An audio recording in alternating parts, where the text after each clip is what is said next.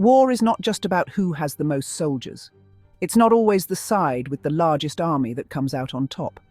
Numbers alone don't guarantee victory, and history is full of examples where smaller forces have triumphed over much larger ones, or the biggest weapons. Having powerful tanks, planes, or artillery can help, but it's often the side that uses their resources most wisely that wins. The smartest side, the one that plans carefully and adapts quickly, often finds a way to succeed, even against tough odds. Throughout history, clever leaders have looked for ways to avoid fighting head-on. They understood that direct attacks could lead to heavy losses and sometimes even disaster. Instead, they searched for creative solutions, using their minds as their greatest weapon. They knew that attacking straight into the enemy's strongest point is dangerous and costly. Charging into well-defended positions often leads to defeat, so wise commanders look for other options. Instead, they searched for weak spots, used tricks, and surprised their enemies. Sometimes, a well-timed ambush or a sudden attack from an unexpected direction could turn the tide of battle. These smart moves are called tactics. Tactics are the clever plans and actions used in battle to gain an advantage over the enemy. They can involve deception, speed, or even using the landscape to hide movements. They help armies win with fewer losses. Some tactics are very old, dating back thousands of years, but they still work today because the principles behind them remain the same: outthink, outmaneuver, and outsmart the opponent. Soldiers have always tried to outthink their opponents, not just outfight them. The best commanders study their enemies, look for patterns, and try to predict what they'll do next. In this video, we will explore 15 famous tactics. These are strategies that have shaped the outcomes of wars and changed the course of history. These are ways to win battles without just running forward. Instead of relying on brute force, these tactics use clever thinking and careful planning to achieve victory. We will look at moves like flanking, envelopment, ambush, and blitzkrieg. Each of these tactics has its own unique strengths and has been used by some of the greatest military minds in history. We will also see how tools like smoke, camouflage, and even the weather can help win a fight. Sometimes, a sudden rainstorm or a well-placed smokescreen can make all the difference.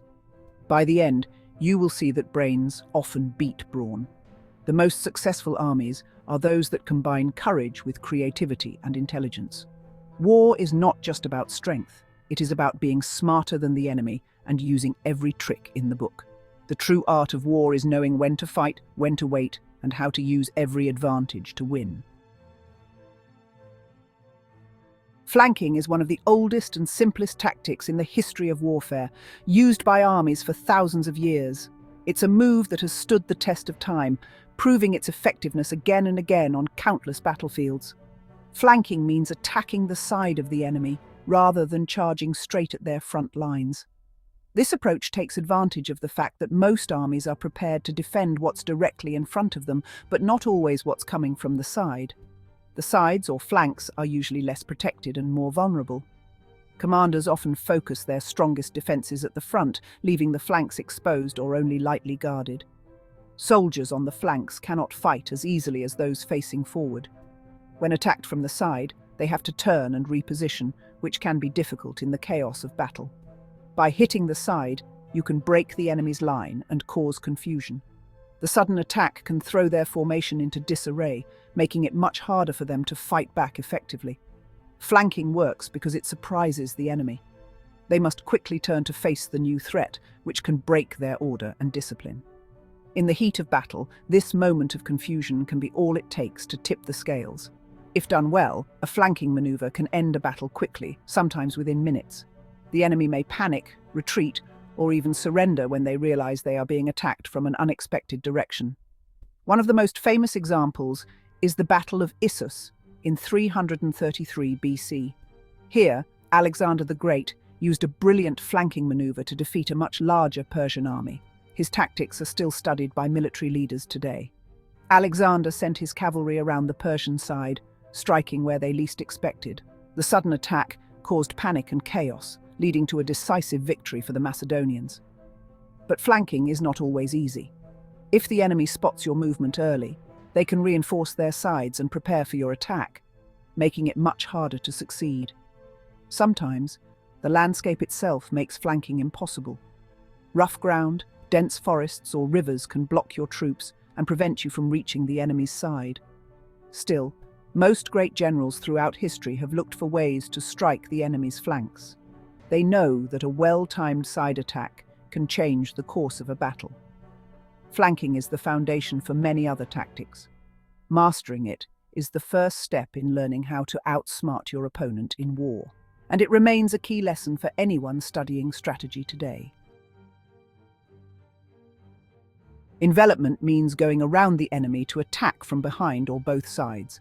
It is like wrapping your arms around someone and trapping them. The pincer movement, or double envelopment, is when both sides attack at once and meet behind the enemy. This can trap the enemy and cut off their escape. One of the most famous examples is the Battle of Cannae in 216 BC. Hannibal, a Carthaginian general, let the Romans attack his center. Then he sent his cavalry and other troops around both sides. The Romans were surrounded and crushed. It was one of the biggest defeats in Roman history. Envelopment and pincers work because they cause panic. Soldiers feel trapped and cannot run away. But these moves are risky. If your own troops are too slow, the enemy might break out. Or your lines could get stretched and become weak. These tactics show how thinking ahead and moving fast can turn a battle in your favor. The turning movement is a clever and often underestimated tactic in the art of warfare. It's not just about brute force or direct confrontation, but about using intelligence and creativity to outmaneuver your opponent. Instead of simply striking the enemy's side, a turning movement involves going all the way around their entire line, aiming to attack from the rear where they are least prepared. This approach can catch the enemy completely off guard, disrupting their plans and sowing confusion in their ranks. When the enemy is forced to turn and fight on ground they did not choose, their carefully laid strategies can quickly unravel. They must react to a new threat, often abandoning their original positions and objectives. A successful turning movement can also sever the enemy's vital supply lines or block their escape routes, leaving them isolated and vulnerable. This can lead to a rapid collapse of their resistance. One of the most famous examples of the turning movement occurred at the Battle of Marathon in 490 BC, a pivotal moment in ancient history. Greek soldiers executed a daring maneuver, running around the Persian army to block their retreat to their ships. This bold action trapped the Persians, cutting off their only escape. With their path blocked and surrounded on all sides, the Persians were thrown into chaos and ultimately lost the battle, marking a turning point in the Greco-Persian Wars. Strategic flanking is essentially a larger, more ambitious version of the turning movement. It involves not just a small force, but sometimes an entire army marching far around the enemy to strike from an unexpected direction. Instead of a single unit, whole divisions or corps may be sent on long, difficult marches through challenging terrain, all to gain the advantage of surprise and position. In the American Civil War, General Sherman's famous March to the Sea was a massive flanking maneuver. He bypassed the main Confederate armies, striking deep into the heart of the South. By going around the enemy's strongest positions and attacking their lands directly, Sherman forced the Confederates to retreat and left a lasting impact on the outcome of the war. Turning movements and strategic flanks are among the most powerful tools in a commander's arsenal. They can change the course of battles and even entire wars. However, these maneuvers require careful timing, precise coordination, and excellent planning. Every detail must be considered, from the speed of the march to the element of surprise. If you move too slowly, the enemy may escape the trap or even counterattack your own base. Success depends on swift action, good intelligence, and the ability to adapt to changing circumstances on the battlefield. Ambush is a tactic where soldiers, hide and wait for the enemy to come close. Then, they attack suddenly. Ambushes work well in forests, hills, or cities, basically anywhere it is easy to hide. The surprise can cause panic and confusion, leading to a quick victory.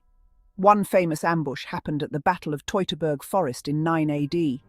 German tribes hid in the woods and destroyed 3 Roman legions. The Romans were not ready and could not fight back. Now, a feigned retreat is a trick where soldiers pretend to run away. The enemy thinks they are winning and chases after them. Then the retreating soldiers turn around and attack. The Mongols used this trick many times. At the Battle of Calca River in 1223, they fooled the enemy into a trap and destroyed them. Both ambush and feigned retreat are risky. If your own troops panic or get tired, the trick can backfire. But when done well, surprise is, honestly, a powerful weapon. Blitzkrieg is a German word meaning lightning war. It's a tactic that uses speed and surprise. Tanks, planes, and soldiers move fast to break through enemy lines. Then they race deep into enemy territory before the enemy can react. This tactic was used by Germany in World War II, especially in the invasion of France in 1940. Blitzkrieg works because it confuses and scares the enemy. They just don't know where the main attack is coming from. By hitting weak spots and moving quickly, Blitzkrieg can win battles before the enemy can organize a defense. Another smart tactic is concentration of force. This means putting your strongest troops at one point to break through. It's not always about speed, but about using your best soldiers where they matter most. Napoleon often used this idea to win battles. Both blitzkrieg and concentration of force need good planning and timing. If the attack fails, your forces can get stuck or surrounded. Not all tactics are about moving troops. Some are about hiding or confusing the enemy. Camouflage is one of these tools. Soldiers wear clothes or paint vehicles to blend in with their surroundings. This makes it hard for the enemy to see them. Weather can also be used as a weapon. Armies have attacked in fog, rain, or at night to surprise the enemy. In 1776, George Washington crossed the icy Delaware River at night to surprise the British at Trenton. Smoke screens are used to hide movements. Soldiers or tanks can move behind a cloud of smoke so the enemy cannot see where they are going. Fire has also been used to block paths or scare the enemy. Reconnaissance, or scouting, is another key tool. Knowing where the enemy is helps you plan better. All these tricks make it harder for the enemy to guess your next move. Sometimes, attacking head-on is the only choice. This is called penetration of the center. It means hitting the enemy's strongest point. This can work if you have more soldiers or better weapons, but it is risky because the enemy is ready for you. At the Battle of Waterloo in 1815, Napoleon tried to break the British centre. He failed because the British held strong and had reserves ready. Direct attacks often lead to heavy losses. Formations matter too. An echelon formation is like a staircase, with one side ahead of the other. This helps protect the flanks. A perimeter defense is when soldiers form a circle or square to defend from all sides. This is useful when surrounded. Choosing the right formation and knowing when to attack directly is important. Sometimes the simplest plan works best, but only if you are well prepared. Smart tactics have changed the course of history. By thinking ahead, leaders have won battles against bigger or stronger enemies. Moves like flanking, ambush, and blitzkrieg show that brains can beat brawn. Using weather, camouflage, or smoke adds even more power to a plan. But every tactic has risks. If a trick fails, or if the enemy is prepared, things can go wrong fast. Surprise can turn into disaster. Good leaders always have a backup plan and watch for mistakes. In the end, the best armies use every tool and idea they can find. They avoid simple, head-on attacks when possible. By being clever and flexible, they give themselves the best chance to win. That is the real secret of victory in battle. An echelon formation is a, usually military formation, in which its units are arranged diagonally. Each unit is stationed behind and to the right, a right echelon, or behind and to the left echelon of the unit ahead. The name of the formation comes from the French word échelon, meaning a rung of a ladder, which describes the shape that this formation has when viewed from above or below.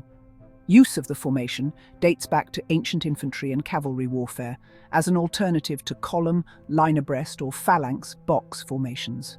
One of its earliest uses was at the Battle of Leuctra, when the Thebans attacked the Spartan right with a column 48 men deep, while their weaker centre and right were repelled.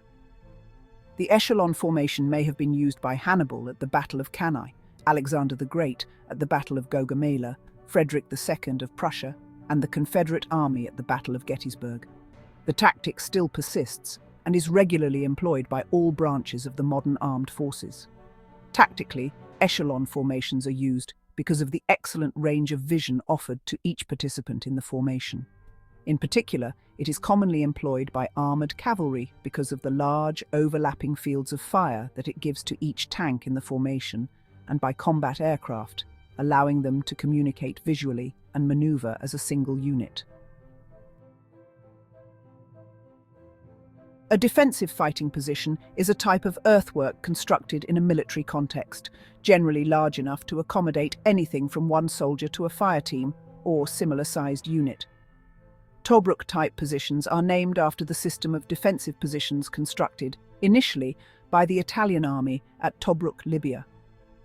After Tobruk fell to the Allies in January 1941, the existing positions were modified and significantly expanded by the Australian army, which, along with other Allied forces, reused them in the siege of Tobruk. A foxhole is one type of defensive strategic position. It is a small pit used for cover, usually for 1 or 2 personnel, and so constructed that the occupants can effectively fire from it.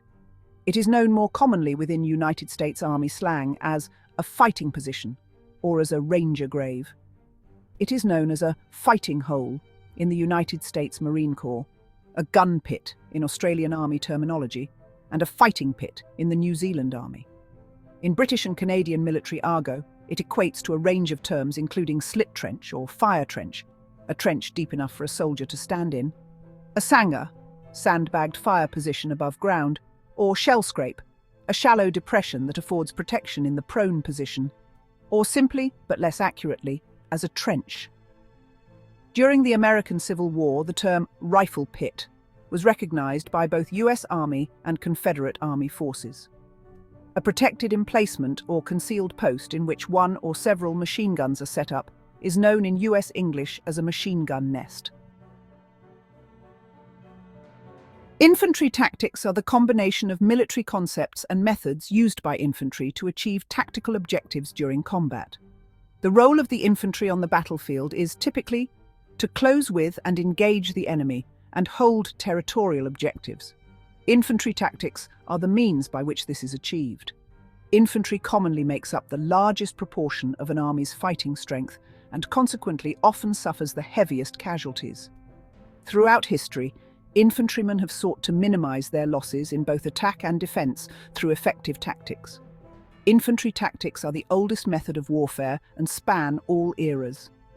In different periods, the prevailing technology of the day has had an important impact on infantry tactics. In the opposite direction, tactical methods can encourage the development of particular technologies. Similarly, as weapons and tactics evolve, so do the tactical formations employ, such as the Greek phalanx, the Spanish tercio, the Napoleonic column, or the British thin red line. In different periods, the numbers of troops deployed as a single unit can also vary widely, from thousands to a few dozen. Modern infantry tactics vary with the type of infantry deployed. Armoured and mechanized infantry are moved and supported in action by vehicles, while others may operate amphibiously from ships, or as airborne troops inserted by helicopter, parachute or glider, whereas light infantry may operate mainly on foot. In recent years, peacekeeping operations in support of humanitarian relief efforts have become particularly important. Tactics also vary with terrain.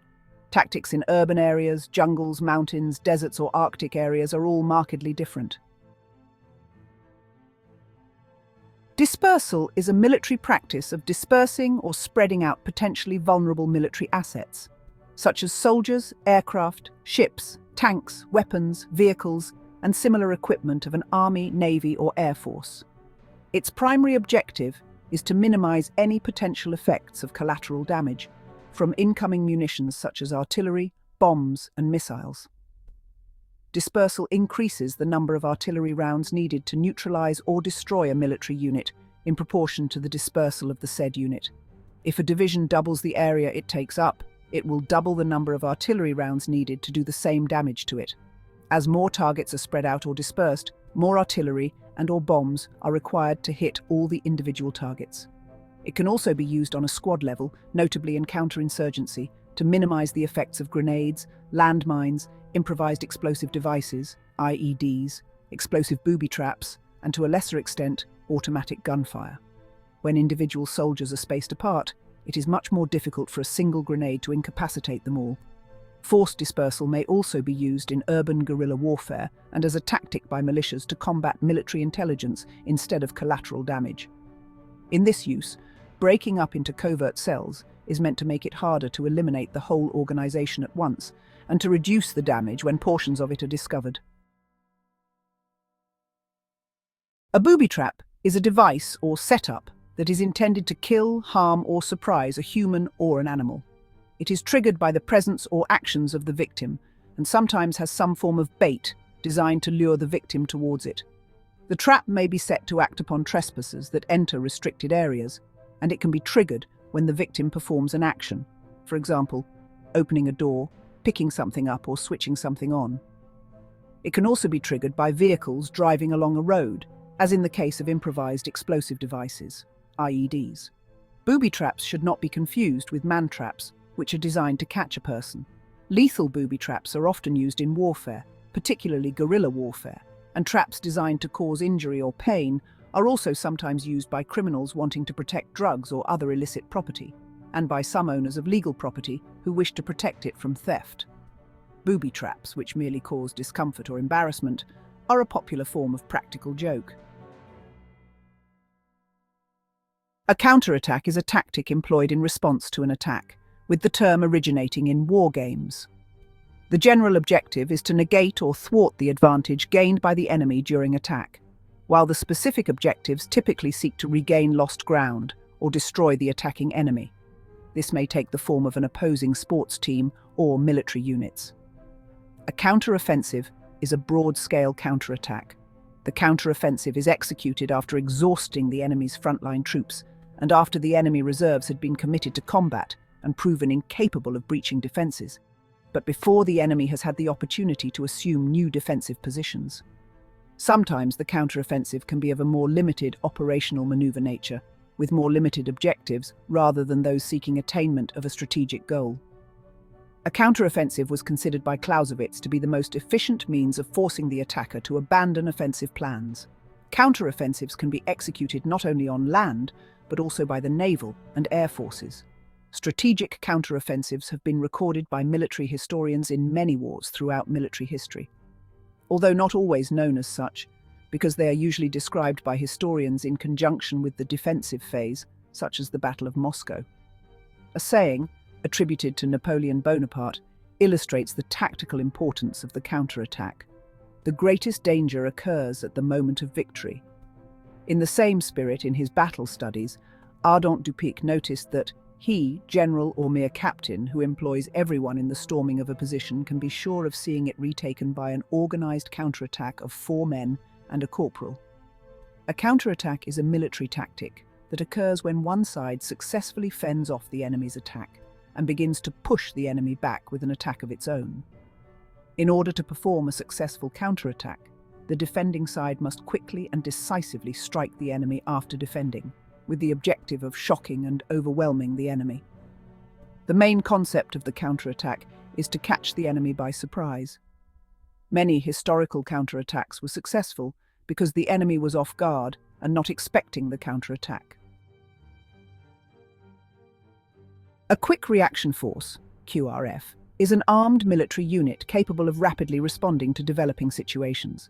They are equipped to respond to any type of emergency within a short time frame, sometimes only a few minutes, based on Unit Standard Operating Procedures, SOPs. Some can deploy outside their borders and without the need for a large organised support force. Cavalry units are frequently postured as QRFs, with a main mission of security and reconnaissance. A quick reaction force belongs directly to the commander of the unit it is created from and is typically held in the reserve. The Hedgehog Defense is a military tactic in which a defending force creates multiple mutually supporting strongpoints, hedgehogs, in a defense in depth, designed to sap the strength and break the momentum of an attack. The hedgehogs are designed to be both strong in defense and thus expensive for an attacker to assault and capable of mounting counterattacks. The intention is that the attacker will instead bypass them. This will divide his front expose his forward units to enfilading fire as they pass between hedgehogs, followed by attack from the rear when they have passed them, and leave his rear echelons and lines of communication open to counterattack. In warfare, it is a military tactic to defend against a mobile armoured attack or Blitzkrieg. The defenders deploy in depth in heavily fortified positions suitable for all-around defence. The attackers can penetrate between the hedgehogs, but each position continues to fight on when it is surrounded. That keeps large numbers of attacking troops tied up, attacking the well-defended strongpoints, and it allows the defenders to counterattack against the units that bypass the strongpoints with their own armoured reserves by cutting them off from their supporting elements. The art of setting out a military camp or constructing a fortification traditionally has been called castrametation since the time of the Roman legions. Fortification is usually divided into two branches: permanent fortification and field fortification. There is also an intermediate branch known as semi-permanent fortification. Castles are fortifications which are regarded as being distinct from the generic fort or fortress, in that they are a residence of a monarch or noble and command a specific defensive territory. Roman forts and hill forts were the main antecedents of castles in Europe, which emerged in the 9th century in the Carolingian Empire. The early Middle Ages saw the creation of some towns built around castles. Medieval-style fortifications were largely made obsolete by the arrival of cannons in the 14th century. Fortifications in the age of black powder evolved into much lower structures with greater use of ditches and earth ramparts that would absorb and disperse the energy of cannon fire. Walls exposed to direct cannon fire were very vulnerable, so the walls were sunk into ditches fronted by earth slopes to improve protection. The arrival of explosive shells in the 19th century led to another stage in the evolution of fortification.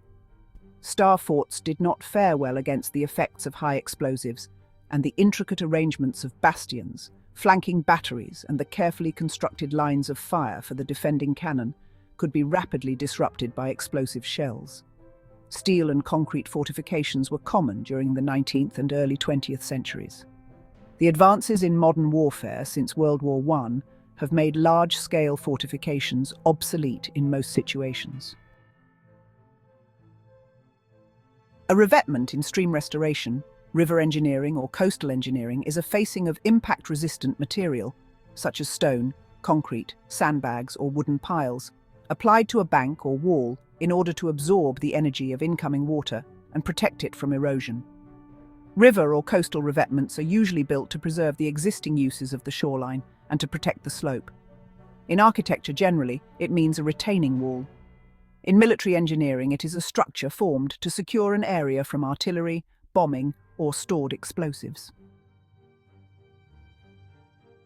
A shell scrape is a type of military earthwork dug at a shallow but sufficient depth in the ground where a soldier can take shelter from weapons fire.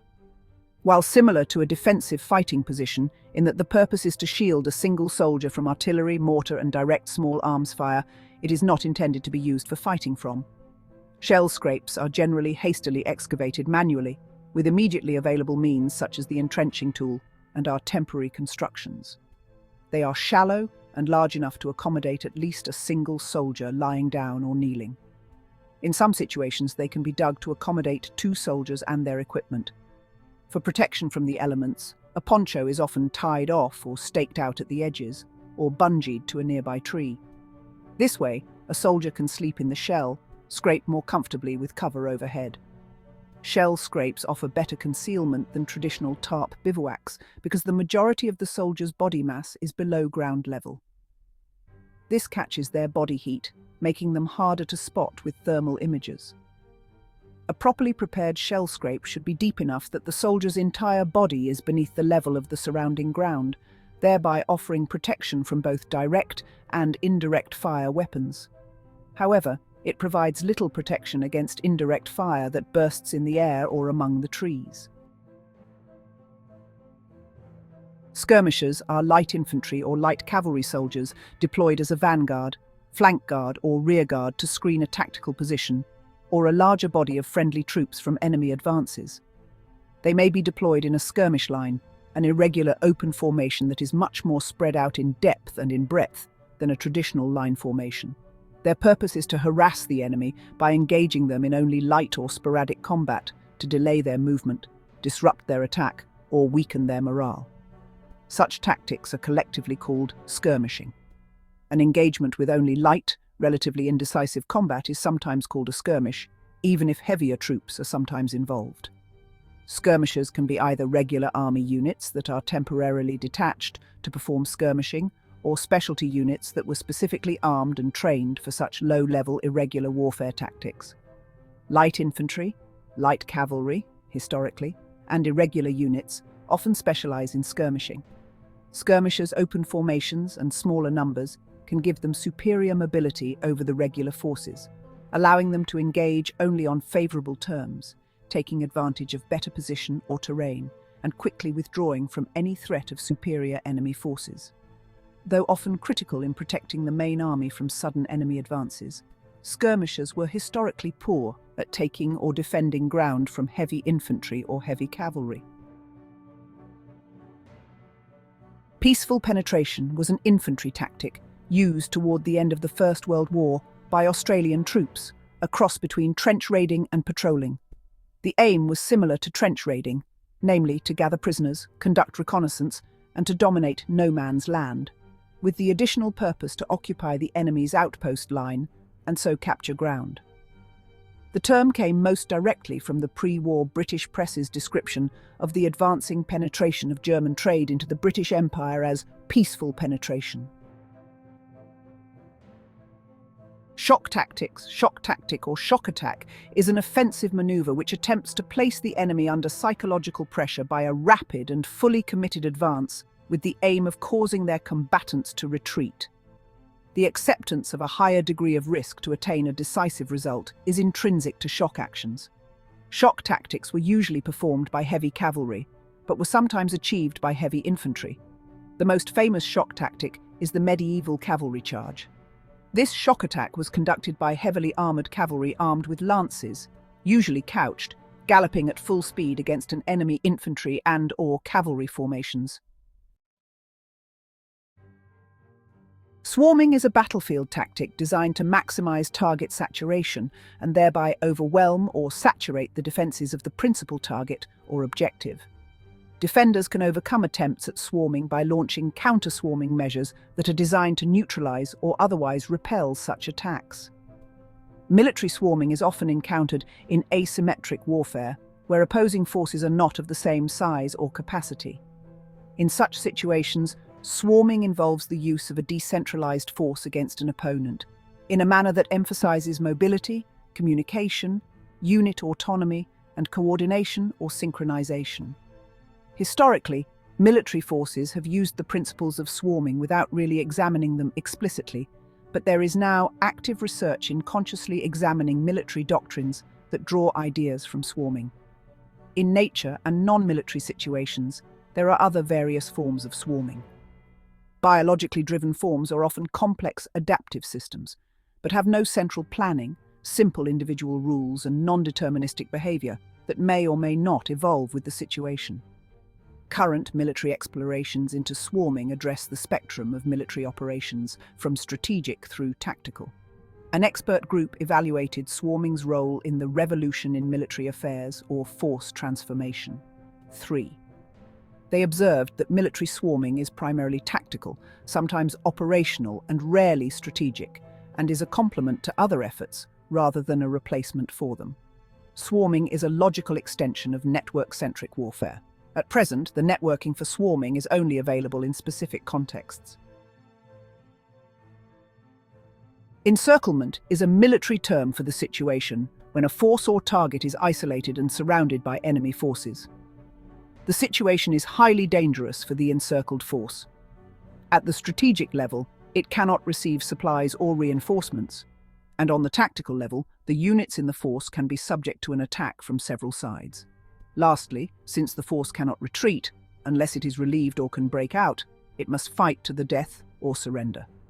A special kind of encirclement is the siege. In that case, the encircled forces are enveloped in a fortified position in which long-lasting supplies and strong defenses are in place, allowing them to withstand attacks. Sieges have taken place in almost all eras of warfare. Encirclement has been used throughout the centuries by military leaders, including generals such as Alexander the Great, Sun Tzu, Hannibal, Julius Caesar, Spartacus, Khalid bin Walid, Genghis Khan, Yi Sun Shin, von Wallenstein, Nader Shah, Shaka Zulu, Napoleon, von Moltke, Heinz Guderian, von Rundstedt, von Manstein, Zhukov, Patton, and Soleimani. Sun Tzu and other military thinkers suggest that an army should be not completely encircled, but instead given some room for escape. Otherwise, the encircled army's men will lift their morale and fight to the death. It is better to have them consider the possibility of a retreat. Once the enemy retreats, it can be pursued and captured or destroyed with far less risk to the pursuing forces than a fight to the death. Fire and movement, or fire and maneuver, is the basic modern military low-level unit tactic used to maneuver on the battlefield in the presence of the enemy, especially when under fire. It involves heavy use of all available cover and highly coordinated exchanges of rapid movement by some elements of the squad or platoon, while other elements cover this movement with suppressive fire. It is used both to advance on enemy positions as part of an attack or withdrawal from current positions under attack by the enemy. The moving and suppressing elements may be teams or individuals, and may quickly and continuously exchange roles until the entire unit completes the maneuver objective. Some members will specialize more in different roles within fire and movement, as fits their range, equipment, terrain, and ability to maneuver. This is usually applied to standard infantry tactics, but forms of this are also used with armored fighting vehicles, or when supported by artillery or air power. Forms of these infantry tactics were used by skirmishers and irregulars dating back to classical antiquity, but only as a defensive or secondary tactic. Decisive battlefield victories were achieved by shock combat tactics with heavy infantry or heavy cavalry, typically charging en masse against the primary force of the opponent. By the time of early modern warfare, defensive firepower made this tactic increasingly costly. When trench warfare developed to its height in World War I, most such attacks were complete failures. Raiding by small groups of experienced soldiers using stealth and cover was commonly employed and often successful, but these could not achieve decisive victory. Shoot and scoot, alternatively fire and displace or fire and move, is an artillery tactic of firing at a target and then immediately moving away from the location from where the shots were fired to avoid counter-battery fire, for example, from enemy artillery. In warfare, infiltration tactics involve small independent light infantry forces advancing into enemy rear areas, bypassing enemy frontline strongpoints, possibly isolating them for attack by follow-up troops with heavier weapons. Soldiers take the initiative to identify enemy weak points and choose their own routes, targets, moments, and methods of attack. This requires a high degree of skill and training and can be supplemented by special equipment and weaponry to give them more local combat options. Marching fire, also known as walking fire, is a military tactic, a form of suppressive fire used during an infantry assault or combined arms assault. Advancing units fire their weapons without stopping to aim in an attempt to pin down enemy defenders. Marching fire usually ends with an infantry charge to engage the enemy in close combat. The tactic requires ample ammunition and rapid-fire weapons. It differs from fire and movement in that the attacking force advances in unison, rather than leapfrogging forward in alternating groups. An early form of marching fire was used with little success by Prussian troops at the end of the 18th century, then victoriously in the 1866 Battle of Königgrätz because of the fast-firing Dresser needle gun. The modern form of marching fire evolved in the early 20th century from a French army infantry assault concept, which suggested the use of suppressive fire from a light machine gun carried by one man, the Chauchat automatic rifle.